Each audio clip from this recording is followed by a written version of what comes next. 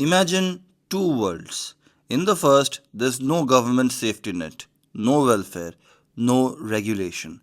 Just raw, free markets where money decides everything. In the second, there's no private property, no billionaires, no competition. Everyone works for the community and everything is shared equally. Sounds extreme, right? That's true capitalism in the first example and true communism in the second. But here's the real question: have either of them actually existed anywhere in the world? We often hear politicians call the United States of America capitalist or North Korea communist.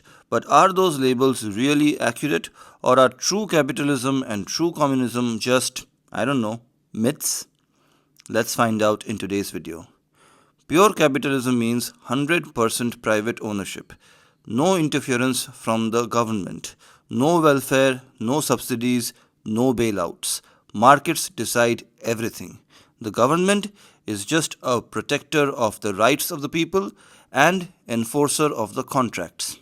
Also, it protects the borders of the country. But here's the truth: no country has ever fully operated in this way. Every so called capitalist country is actually a mixed economy. The United States of America has social security, it has had bank bailouts, and does have regulations. Europe runs massive welfare states. Even Singapore and Hong Kong, praised as free markets, have government managed housing and controls over their currency. Whenever capitalism is pushed to extremes, it breaks down into inequality, monopolies, and market crashes. That's when governments inevitably have to step in.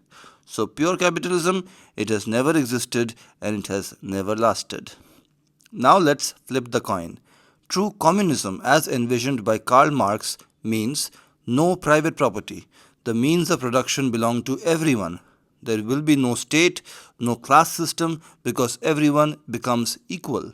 Money, wages, competition, all gone. Society runs on cooperation and shared resources. Sounds utopian, doesn't it? But has it ever really happened? Not really.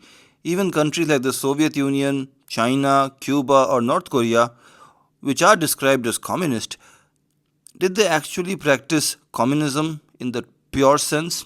What they actually practiced was state socialism, where the state, not the people, controlled everything. By state, I mean the government. Instead of eliminating the state, they made it more powerful. Instead of abolishing classes, they created a new ruling elite. Even today, China is officially communist, but its economy runs on state controlled capitalism. So, just like true capitalism, true communism has also never existed in reality.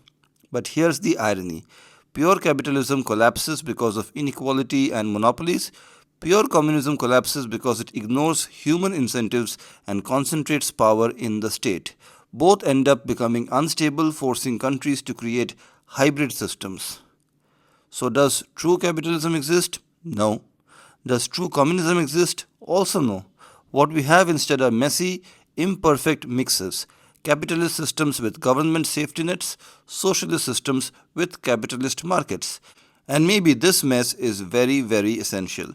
In other words, pure capitalism and pure communism are more like theoretical ideals than real world systems, but that has never stopped supporters of each system from demonizing the other. So, which one do you think humanity will eventually get closer to? Pure capitalism or pure communism? Or are both just impossible dreams and we need to think of a third system? Let me know in the comments.